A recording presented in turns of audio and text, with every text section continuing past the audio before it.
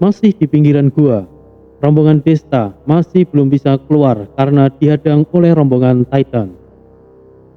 Aku bisa jelaskan. Namaku Gi. Aku mengenal Raimo. Balas Di. Oh, bukankah kau komandan pasukan Gi? Apa yang kau lakukan di sini? Tanya Raimo, salah satu raksasa besar di hadapannya. Oh, apakah kau mengenalnya? Benar ayah, kami pernah bertarung bersama melawan Kokiotus. Jika bukan karena dia, aku pasti sudah mati dan tidak bisa kabur. Aku bisa memaklumimu, tapi bagaimana bisa ada beberapa manusia di sini? Ucap Girai, ayah Raimo, raja para Titan. Girai sampai meneteskan air liurnya setelah melihat beberapa manusia di hadapannya. Mereka kemari kalau kalian menangkap salah satu rekan mereka. Biarkan kami pergi, maka klan naga akan berhutang kepada kalian. Pinta Ki. Tidak bisa. Jangan bilang kalian mengambil kembali manusia yang ada di persembahan. Aku tidak akan mengizinkannya. Ayah, diamlah kamu. Ayo buat kesepakatan, Raja Girai. Katakan naga kecil. Ki mendekat dan membisikkan sesuatu yang tidak mereka dengar. Baiklah, aku akan melepaskan mereka. Mo, ikut aku mengantar mereka di mana klan burung berada. Baik ayah. Ki, kesepakatan apa yang telah kau lakukan kepada Raja Titan itu? Tanya Titi. Maafkan aku Nyonya, aku tidak bisa langsung mendiskusikan terlebih dahulu kepada kalian. Aku takutnya Raja Titan ragu. Jadi, aku berikan penawaran pertukaran. Wanita yang akan dijadikan persembahan itu akan ditukar dengan manusia dengan jenis laki-laki. Karena para Titan lebih menyukai menyantap manusia berjenis kelamin laki-laki. Kalian tidak perlu bertanya siapa manusia itu. Kalian pasti tahu. Jelas Ki. Ya, itu pantas untuk Henry. Semoga saja dia tidak kabur. Dia harus menerima pembalasannya, kata Hito. Henry tidak akan bisa kabur kemanapun. Tori pasti menyadari kebohongannya dan pasti melakukan sesuatu kepada Henry dan menunggu kedatangan kita untuk memutuskan apa yang harus kita lakukan padanya. Balas Desta. Setelah beberapa waktu berlalu, mereka akhirnya tiba di klan burung. Aya langsung bergegas ke ruangan khusus untuk memulihkan Kimi, didampingi oleh Enola. Mereka bertemu dengan Henry. Titan berdiri di hadapan Henry dengan niat membunuhnya. Kenapa kau melihatku seperti itu, Kai? Ucap Henry tanpa merasa bersalah. Henry langsung terkapar setelah pukulan telak mengenai wajahnya. Kurang ajar kau, Kai. Kau ingin bertarung? Ayo! Henry dan Kaiten berubah dalam bentuk spiritualnya. Lengan kekar Desta mencengkeram pundak Henry hingga membuatnya tertunduk kesakitan. Sial, orang ini bisa menekanku hanya dengan kekuatan fisiknya dalam kondisiku yang berubah. Dia sangat berbahaya, batin Henry.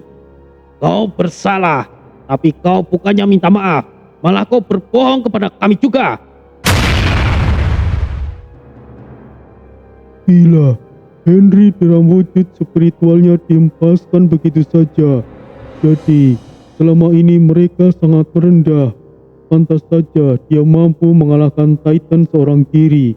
Bahkan, kami sebelumnya harus bekerja sama hanya untuk membunuh seorang anak Titan. Batin Titan. Sial. Aku harus segera pergi dari sini. Batin Henry. Jika kami punya rekan sepertimu, cepat atau lambat di antara kami pasti juga akan kau korbankan.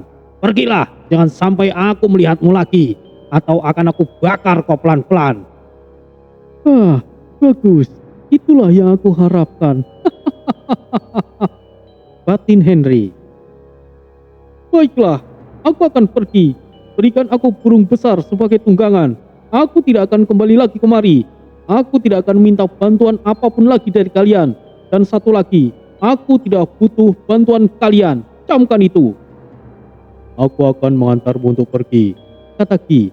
Hahaha, seekor naga, tidak buruk. Ayo segera pergi, tinggalkan tempat ini, ucap Henry, lalu naik di punggung Ki. Kenapa kau membiarkan dia pergi, Dul? Dia harus membayar apa yang telah dia lakukan oleh rekan-rekannya, Des. Ingin rasanya aku menghajarnya sampai mampus. Tapi biarlah, dia akan mendapatkan apa yang sudah dia lakukan sendiri. Maksudmu, Dul? Setelah keluar dari wilayah klan burung, Ki melempar Henry begitu saja dan dengan cepat tangan besar meraih Henry. Bagus, bagus. Aku puas dengan ini. Namamu Ki, bukan? Kau bisa dipercaya. Oh, ayo pulang. Hei, apa-apaan ini? Lepaskan aku, makhluk keparat. Ah! Ki, kami akan pergi. Lain kali mampirlah. Baiklah, Mo.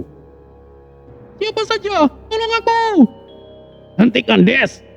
Dul, apa-apaan itu? Meskipun Henry itu salah, tidak seharusnya melakukan hal seperti itu. Dia juga manusia, Dul. Sorry, kita berada di dunia yang berbeda. Tidak perlu memandang kemanusiaan. Orang sepertinya akan membahayakan kita, cepat atau lambat, sahut Jaka. Itu benar. Meskipun jika aku yang ada di posisi Kai, aku pasti akan membunuhnya dengan kedua tanganku. Aditya menimpali. Kalian ada benarnya. Ya sudahlah, itu akan menjadi hukuman untuknya. Balas Tori. Kalian tidak bisa melakukan ini padaku. Tolong aku. Tori, Jaka, Kai, maafkan aku. Selamatkan aku. Ucap Henry yang perlahan memudar dan hilang ditelan kabut. Kimi akhirnya bisa diselamatkan tepat waktu, tapi dengan pertukaran. Meskipun tindakan itu cukup kejam, hal itu memang pantas untuk Henry dapatkan. Di alam lain, harus mengesampingkan kemanusiaan.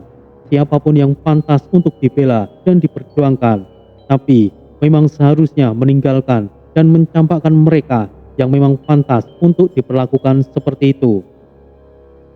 Ayah, apakah Kimi benar-benar bisa diselamatkan? Dia sama sekali tidak bernafas. Serahkan padaku, Enola. Aku akan berusaha untuk mengembalikannya seperti semula. Tapi akan butuh waktu. Apa yang sebenarnya terjadi dengannya, Ayah? Dia sudah dalam kondisi seperti tidak bernyawa, tapi tubuhnya masih terlihat cerah dan kehangatan tubuhnya masih terjaga. Ini seperti dia mengalami mati suri. Benar seperti yang Jagat Kuno katakan, kondisi ini juga bisa disebut mirip dengan mati suri. Tapi ada perbedaan. Seseorang yang mati suri pada dasarnya orang tersebut memang sudah meninggal, tapi masih ada kesempatan untuk hidup kembali karena suatu keajaiban yang tidak pernah bisa kita ketahui. Sedangkan apa yang terjadi dengan Kimi, ini adalah kondisi yang mana dia sendiri yang melakukannya. Aku menyebutnya sebagai terapi kematian, atau bisa juga dikatakan metode bius tingkat tinggi. Ayah kemudian menjelaskan, terapi kematian adalah proses pembiusan, di mana mereka dalam kondisi ini tidak akan merasakan sakit, sekalipun tubuhnya dipotong-potong. Metode terapi kematian juga menjadi metode yang mana konon tidak merasakan sakit saat berujung kematian. Seharusnya metode tersebut belum ada pada zaman saat itu. Ayah sendiri mengatakan metode kematian juga belum banyak digunakan di tempat ayah berasal di masa depan. Dengan kata lain, Kimi adalah seorang jenius hebat dalam bidang kedokteran. Ayah juga mengatakan untuk membuat Kimi tersadar kembali butuh beberapa waktu. Ayah juga menjelaskan sesuatu yang tidak bisa mereka mengerti, karena prosesnya adalah sesuatu yang memang belum pernah ada di masa itu. Ayah, kami percaya padamu. Baik, Torisa, aku akan berusaha dengan keras. Sudah, jika begitu ayo kita keluar. Biarkan ayah bekerja. Aku akan tetap di sini. Aku tahu sedikit tentang kedokteran. Mungkin aku bisa bantu yang dibutuhkan ayah nanti. Ucap Diva. Terima kasih Diva-san. Aku juga. Enola, kau istirahat dulu. Kau pasti letih. Kami semua akan khawatir jika kau tumbang juga, kata Desta. Benar Enola. Ayo kita keluar. Jangan mengganggu mereka. Kaiten menambahkan. Enola akhirnya menurut. Setelah 1 hari lamanya, masih belum ada perubahan dengan Kimi. Ayah masih berusaha keras dibantu Diva dan juga Titi serta anggota klan burung yang mahir dalam bidangnya. Di suatu tempat area pelatihan, Adiwangsa sudah memulai latihannya. Kaiten benar-benar sungguh-sungguh dan membuat Adiwangsa begitu senang. Apa kau sudah mengerti, Kai? Karena kau adalah tipe perubahan. Jadi, metode yang aku pelajari sangat cocok untukmu. Tidak perlu cepat-cepat, kau harus bisa menguasainya. Karena pemahaman yang dalam itu dibutuhkan untuk kesempurnaan dari ilmu ini. Saya mengerti, Master. Tapi, nama keilmuan Master sangat sulit aku ucapkan. Aku bahkan berusaha mengingatnya dan mengatakan dengan benar. Kau tidak perlu mengikutinya. Danawa Yaksa adalah sebuah mantra yang aku buat sendiri. Kau bisa menggantinya dengan bahasamu sendiri. Nama lain Danawa Yaksa yang mungkin bisa kau pahami. Apa ya? Adiwangsa mengerutkan dahinya. Mungkin bisa disebut sebagai Giant Strength yang Adiwangsa. Desta menimpali. Hohoho, kau benar nak. Itu nama yang bagus. Giant Strength, itu terdengar luar biasa. Danawa Yaksa atau Giant Strength adalah metode untuk meningkatkan kemampuan ribuan kali lipat, di mana mereka yang menguasai ilmu ini bisa membuat ukurannya membesar puluhan atau ratusan kali lipat. Tentu saja, kekuatannya juga akan semakin besar seiring pertumbuhan yang dibutuhkan.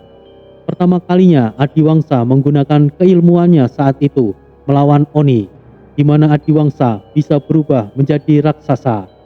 Kai, di mana Enola? Dia tidak ikut berarti? Tanya Desta. Dia sepertinya masih sedih dengan apa yang terjadi dengan Kimi, dan sepertinya masih shock dengan apa yang menimpa kami. Ditambah lagi, Enola sangat mempercayai Henry sebelumnya. Dia mungkin jalan-jalan di taman. Gadis itu pasti akan menemuiku jika waktunya tiba. Biarkan dia menenangkan dirinya sendiri untuk saat ini. Kai, kita sudahi latihan hari ini. Tahap selanjutnya, aku harap kau sudah terbiasa memahami apa yang aku sampaikan hari ini. Terima kasih, Master. Tidak ada kegiatan yang berarti saat mereka berada di klan burung. Mereka tetap di sana menunggu Kimi kembali sadar. Lagi pula, pusaran waktu juga mulai berubah. Akan sangat berbahaya jika keluar sembarangan. Tori, Rio dan Jaka mengunjungi klan naga di mana Meilong dan klan naga lainnya berada. Meilong dan bawahannya adalah pengikut naga petir Shenlong. Jadi, mereka sangat menghormati Tori seperti mereka bertemu dengan leluhurnya. Sementara itu, Desta juga mulai jenuh. Dia mengunjungi berbagai tempat di wilayah klan burung bersama Aditya, dan tibalah mereka di taman dengan hamparan bunga yang indah. Warna-warni bunga bermekaran membuat siapa saja yang melihatnya begitu senang. Ditambah semerbak aroma bunga yang sangat memanjakan penciuman. Bukankah itu Enola? Apakah setiap hari dia kemari? Kata Aditya. Mungkin saja Mas Adit. Sepertinya dia memang butuh ketenangan. Mereka kemudian menghampiri Enola. Wah, pemandangan di sini adalah tempat yang paling luar biasa. Pantas kau betah berlama-lama di sini, Enola. Kalian? Aku sangat suka bunga. Melihatnya membuatku sangat nyaman. Bolehkah kami bergabung? Silahkan. Mas Desta, aku akan kembali dulu. Ada yang harus aku kerjakan, kata Aditya. Oh, begitu ya. Ya sudah Mas Adit. Angin sedikit berembus pelan, membuat bunga-bunga bergoyang seperti menari. Serbuk sari berterbangan menambah keindahan suasana di sana. Mereka berdua sama-sama diam, bingung harus memulai percakapan dari mana. Enola yang awalnya memiliki sikap yang dingin dan ketus, seperti berubah menjadi sosok wanita yang kalem. Semua itu mungkin karena kejadian yang menimpanya waktu itu. Benar-benar indah ya, Desta dan Enola mengatakan bersamaan. Mereka kemudian sama-sama berhenti bersamaan dan kembali hening. Menurutku, tempat seperti ini hanya ada di sini saja. Bagaimana menurutmu, Enola? Desta langsung mengawalinya untuk menghilangkan canggung. Aku setuju. Dunia manusia sangat kotor. Tidak ada tempat yang lebih nyaman dari ini. Kita salah satu manusia yang beruntung, Enola. Hehehe. Iya, kau benar. Aku berterima kasih apa yang telah kau lakukan. Jika saja kalian tidak datang waktu itu. Kau tidak perlu pikirkan itu, Enola. Itu sudah wajar. Aku tidak akan pernah membiarkan temanku dalam situasi seperti itu. Sebagai teman, sudah pastinya kita saling membantu, bukan? Ya, meskipun tidak semua orang yang kita kenal akan bersikap tulus. Banyak yang mendekati kita hanya untuk kepentingannya sendiri. Tapi ketahuilah, banyak kok teman-teman yang benar-benar disebut teman. Kau tahu, aku dulu tidak memiliki banyak teman. Hanya Tori satu-satunya yang aku percaya.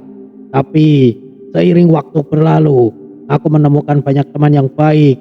Kau salah satunya, Enola. Terima kasih telah menganggap aku seperti itu. Maaf jika sikapku sangat kasar pada kalian sebelumnya. Aku hanya tidak ingin terlalu dekat dengan seseorang. Aku hanya takut. Takut kenapa, Enola? Ceritakan padaku. Aku janji ini akan jadi rahasiaku. Dahulu, sebelum aku memiliki kemampuan ini, aku selalu hidup tenang dan suka bergaul dengan teman-temanku. Tapi setelah kemampuan spiritualku bangkit, aku selalu mendapatkan mimpi atau semacam penglihatan di mana semua orang yang dekat denganku merasa kehilangan. Maksudmu, kehilangan bagaimana, Enola? Entahlah, aku tidak mengerti. Intinya siapapun yang dekat denganku akan kehilangan aku. Saat aku menyukai seseorang, aku selalu bermimpi bahwa aku akan mati lebih dulu dan meninggalkan seseorang yang mencintaiku. Takdir tidak ada yang tahu, Enola. Semuanya pasti akan mati. Kita semua yang terjun ke jalan spiritual sudah pasti memiliki penglihatan, mimpi, atau kesadaran spiritual di mana kita mengalami sesuatu yang buruk. Itu adalah hal yang lumrah, Enola. Aku tahu itu, tapi entah kenapa aku selalu bermimpi aneh yang mana selalu berulang dan aku mulai menyukai seseorang. Mimpi tersebut seperti menunjukkan masa lalu, seperti aku pernah mengalaminya. Ini sepertinya cerita yang cukup menarik. Aku siap mendengarkan, Enola. Saat aku menyukai seseorang, aku selalu bermimpi bersama seseorang yang sangat mencintaiku. Tapi hubungan kami harus pupus karena aku mengalami penyakit yang mana itu merenggut nyawaku. Detik demi detik, hari demi hari, dan bulan hingga tahun, lelaki itu selalu menemaniku, yang mana dalam kondisiku yang tidak berdaya, lelaki itu selalu menghiburku, tidak sekalipun dia menunjukkan kesedihannya, dan membuat aku untuk berusaha tetap bertahan melawan penyakitku tersebut. Bahkan saat aku meninggal, lelaki itu sama sekali tidak meneteskan air mata. Dalam mimpiku itu, aku sudah meninggal, namun aku bisa melihat seseorang itu menangis sejadi-jadinya saat dia berada dalam kesendirian. Dia sangat tersiksa dan tidak bisa lagi menahan kesedihannya. Enola berhenti bercerita. sesekali mengusap air matanya yang jatuh. Mimpi tersebut seakan nyata, dan aku juga merasakan sakit itu. Sebab itulah aku membatasi hubunganku dengan laki-laki, dan aku berusaha untuk bersikap cuek dan benci kepada semua lelaki kecuali Kai. Namun kali ini aku merasakan mimpi itu lagi, malah lebih terlihat nyata dari sebelumnya. Bukan karena Kimi atau Henry yang membuatku begitu sedih, tetapi mimpi itu yang kembali datang lagi. Lanjut Enola yang tidak bisa lagi membendung air matanya. Desta terdiam 1000 bahasa antara percaya dan tidak. Kemudian Desta mengambil dompetnya dan mengambil sebuah foto. Dia pandangi sesaat foto itu dan kemudian memandangi langit dan berkata dalam hatinya, Laura, apakah kau sudah tenang di sana? Aku tidak tahu ini suatu keajaiban atau memang ini adalah takdir yang membuatku bisa bertemu lagi denganmu dalam wujud yang berbeda. Desta memandangi Enola dan membandingkan dengan foto Laura. Meskipun ada perbedaan, akan tetapi Enola memang cukup mirip dengan almarhum istrinya, Laura. Maaf Enola, telah membuatmu harus menceritakannya. Jika kau mengalaminya dalam mimpi, aku pernah mengalaminya secara nyata, mirip seperti yang terjadi dengan mimpimu. Enola langsung menengok ke arah Desta yang berdiri memandangi langit, berlatarkan hamparan bunga-bunga yang indah. Enola melihat foto yang diletakkan Desta di kursi dan membuatnya tidak bisa percaya bahwa di dalam foto tersebut cukup mirip dengannya. Tidak ada yang menyadarinya sebelumnya, kecuali Subhasil saat bertemu pertama kalinya dengan Enola. Mbah Basil meyakini bahwa Enola terkait dengan ikatan takdir dengan Laura, mantan istri Desta yang sudah meninggal. Apa mungkin Enola adalah reinkarnasi Laura? Tidak ada yang tahu. Reinkarnasi tidak pernah ada. Begitulah yang mereka yakini. Namun, kuasa Tuhan tidak ada yang tahu. Semua bisa terjadi hanya kehendak yang maha kuasa. Segala sesuatu dapat terjadi ketika Sang Pencipta berkehendak, termasuk hal-hal yang mungkin secara logika ataupun nalar.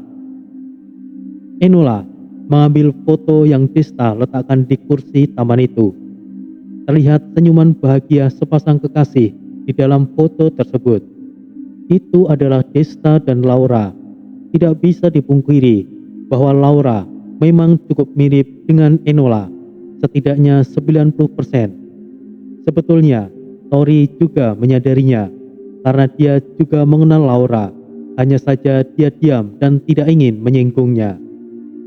Entah apa yang Enola pikirkan, tiba-tiba saja ia menangis dengan seduh melihat foto yang ia lihat. Seakan dia begitu merasakan sakitnya perasaan Desta saat ditinggal seseorang yang ia cintai.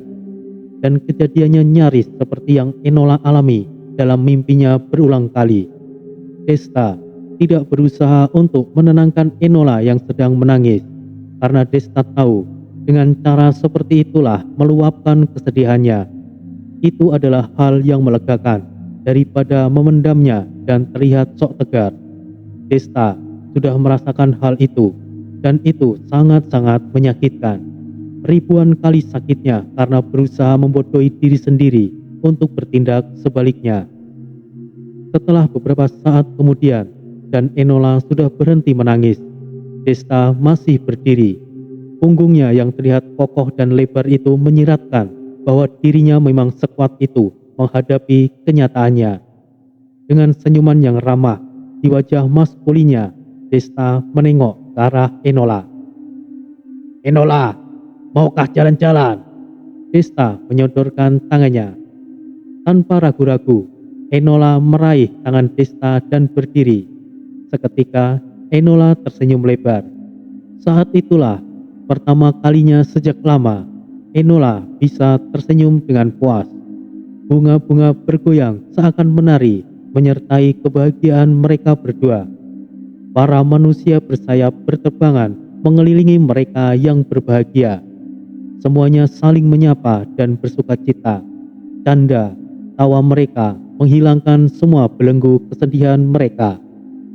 Sebuah foto yang tergeletak di kursi taman itu melayang tertiup angin. Terlihat jelas dalam foto tersebut adalah Desta dan Laura.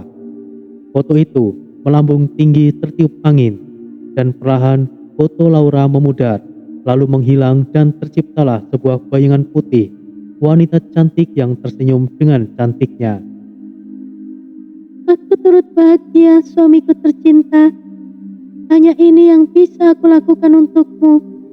Kebahagiaanmu juga menjadi kebahagiaanku. Sekarang aku sudah sangat tenang. Terima kasih atas perjuanganmu selama ini, suamiku. Batin bayangan wanita itu kemudian lenyap. Desta seperti sadar ada yang memperhatikannya. Dia kemudian menengok, namun tidak ada apa-apa kecuali guguran bunga-bunga yang tertiup angin. Ada apa, Kak Desta? Tanya Enola begitu cerianya. Oh, tidak ada apa-apa. Hehehe. Kau panggil aku apa barusan, Enola? Kak Desta, memangnya aku harus manggilnya apa? Hehehe. Tidak. Itu terdengar sangat nyaman buatku. Enola yang judes dan galak sekarang menjadi lembut. Dasar bodoh, dasar bego. Enola langsung melangkah pergi. Hei Enola, tolong jangan begitu lagi. Hehehe. Enola berlari dan Desta menyusulnya. Terjadilah kejar-kejaran diikuti oleh para manusia bersayap mengiringi mereka. Saat itulah hati yang membelenggu Desta perlahan mulai terlepas. Perasaannya mulai terbuka sedikit demi sedikit. Tidak ada yang pernah tahu, dengan sisa kemampuan yang Laura miliki, ia mencurahkan segalanya dan memberikan ingatannya kepada Enola. Meskipun itu berupa mimpi, tapi Enola merasakan itu seperti nyata, dan Enola juga merasakan perasaan yang dalam sebagaimana perasaan Laura terhadap Desta. Dari kejauhan, di bawah pohon yang rindang, Kaiten memperhatikan adiknya yang begitu ceria. Ia ikut senyum-senyum sendiri. Pada akhirnya, ada seorang lelaki yang bisa membuatnya senang dan menemukan kodratnya sebagai seorang wanita. Mereka terlihat sangat menikmatinya, ya Kai. Hei Aditya, kau mengejutkan aku. Kapan kau ada di sini? Penciumanku bahkan tidak menyadarimu. Wah, senangnya mereka. Aku jadi iri. Wah, kau mengagetkan aku, Diva. Kau terlalu fokus melihat mereka, Kai. Kalian muncul seperti hantu. Kau bisa lega jika pilihan adikmu adalah Desta. Sejauh ini, lelaki sejati yang pernah aku ketahui hanyalah Desta. Mungkin aku sendiri tidak bisa melakukan apa yang dia lakukan, ucap Aditya. Jangan menyerah dong. Jika Bang Desta bisa, seharusnya kau juga bisa, Kak Aditya. Balas Diva. Tiba-tiba, Kaiten menarik lengan Aditya dan Diva dan membuat mereka bergandengan tangan. Bagaimana jika kalian memulainya juga? Oh iya, aku harus berlatih hari ini. Selamat tinggal kalian. Kaiten meninggalkan mereka berdua. Aditya dan Diva menjadi malu-malu dan canggung saat kedua tangan mereka bersentuhan. Suasana di sana begitu menyentuh hati dan membuat mereka melupakan fakta bahwa mereka sebenarnya berada di tempat yang berbahaya. Namun, situasi menenangkan seperti itu mungkin dibutuhkan, karena tidak selalu pertarungan yang harus mereka hadapi.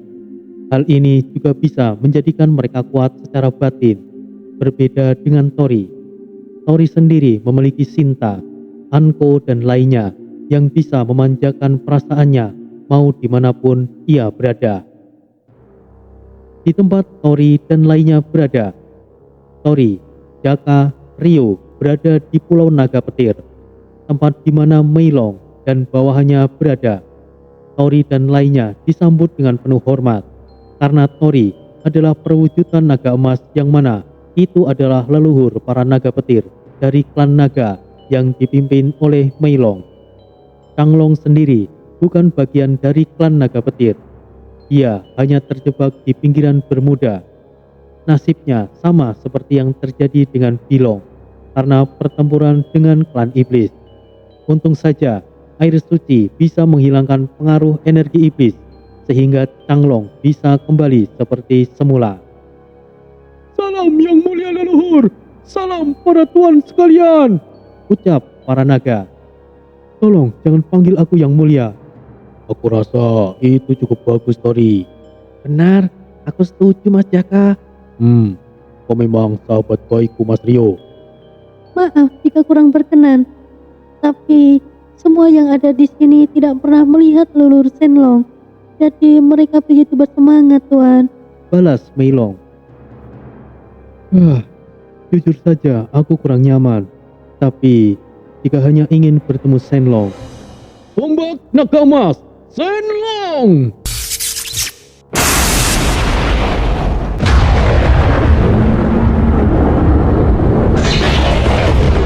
Itu yang mulia leluhur. Benar, itu adalah leluhur. Salam yang mulia leluhur. Salam leluhur Shenlong. Ada apa ini? Aku kira ada pertempuran. Untuk apa memanggilku? Mereka semua adalah keturunanmu, Shenlong. Mereka hanya ingin melihatmu. Kalian. Maaf, siapa kalian? Aku bukan Shenlong yang sebenarnya. Aku hanya bagian dari pecahan jiwanya. Aku tidak ingat kalian, kata Shenlong.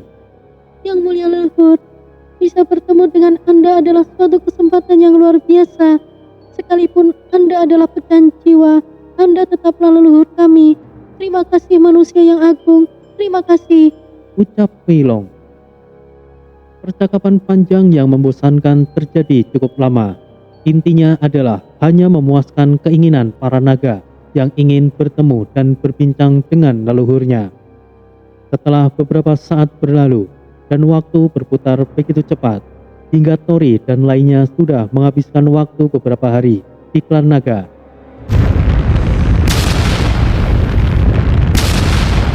Sebuah guncangan hebat terjadi dan membuat semuanya panik dan terkejut. Ada apa ini? Jaka, kita kembali ke klan burung. Aku takut situasinya akan memburuk. Ayo pergi. Tori segera pergi dikawal ratusan naga yang menyertainya. Di klan burung, guncangan dahsyat itu terjadi, membuat taman bunga menjadi berantakan dan hancur. Seluruh penghuni istana klan burung keluar karena kejadian itu. Ada apa ini, Ratu Bira? Tanya Aditya. Aku tidak yakin, tapi kejadian seperti ini adalah hal yang lumrah. Setiap kali pusaran waktu akan berubah, tapi guncangan ini lebih besar dari biasanya. Taman yang indah jadi berantakan. Hehehe, tenang saja Enola. Aku bisa buat ulang kok. Aku cukup mahir dalam merawat tanaman loh. Hehehe. Jarang sekali seorang pria bisa merawat tanaman. Keren sekali, Kak Desta. Aku bisa mengajarkanmu nanti. Tidak peduli situasi apa yang baru saja terjadi, sepertinya kebahagiaan mereka berdua jauh lebih penting. Basil, sepertinya cucumu mulai terlihat seperti manusia lagi. Oh, aku rasa juga begitu, Adiwangsa. Rombongan Tori tiba di klan burung. Apakah semuanya baik-baik saja? Tidak ada yang perlu dikhawatirkan, Tori. Balas Kaiten. Apa itu, Des? Mana aku tahu, Dul. Tidak mungkin. Ini tidak mungkin. Nenek, apa yang terjadi? Tanya Diva. Itu adalah portal yang menghubungkan antara dunia. Kata Kimi. Kimi, Enola dan lainnya menoleh ke arahnya. Enola langsung bergegas menghampirinya dan memeluknya. Nyonya Bira, apakah benar yang dikatakan olehnya? benar. Itu adalah portal yang menghubungkan antar dunia. Tapi juga bisa menghubungkan ke wilayah lainnya. Tidak bisa dipastikan. Semuanya sudah sejauh ini kita melangkah. Portal hitam ini sama seperti portal yang membawaku dulu. Aku akan pergi. Terima kasih bantuan kalian semuanya. Ayah Chang, bagaimana jika itu bukan? Ito-san, aku sudah memperkirakan dan aku mendapatkan penglihatan dalam mimpiku bahwa portal akan terbuka di tempat ini. Jadi aku rasa inilah jalanku, Ito-san. Jika begitu, aku akan bersamamu Ayah Chang. Kemanapun kau pergi, aku akan selalu berada di sampingmu. Ito-san, Mereka berpelukan beberapa saat, kemudian berpamitan kepada semuanya. Aya dan Hito berdiri di lubang hitam yang menyeramkan itu. Hito cukup ragu dan takut, tapi sebaliknya, Aya begitu senang. Yang mana itu adalah kesempatannya yang mungkin tidak bisa untuk kembali. Namun, tiba-tiba sebuah lengan besar menarik Aya dan masuk ke dalam. Ayah Chang! Ito-san. Ayah Chang! Hito, menyingkir dari sana! Tanpa pikir panjang, Hito langsung menyusulnya. Apa-apaan itu? Tunggu, aku merasakan sesuatu yang familiar dengan gerbang ini, ucap Rio mendekat. Mas Rio, jangan terlalu dekat. Tori mengingatkan. Aku benar-benar penasaran. Rio juga masuk ke dalam portal tersebut. Yes, kita harus bagaimana? Aku tidak tahu, Jul. Apa-apaan lubang hitam ini? Aku akan menyusul mereka. Yang lainnya, tetaplah di sini, pinta Tori. Aku ikut Des. Aku juga ikut, sahut Jaka. Kalian lebih baik jangan gegabah. Bagaimana jika terjadi sesuatu dengan kalian? Portal ini sangat aneh. Ucap Pira. Aku setuju. Tapi jika kau ingin masuk, aku akan menemanimu bocah. Balas Changlong, Kami klan naga juga akan menyertai leluhur.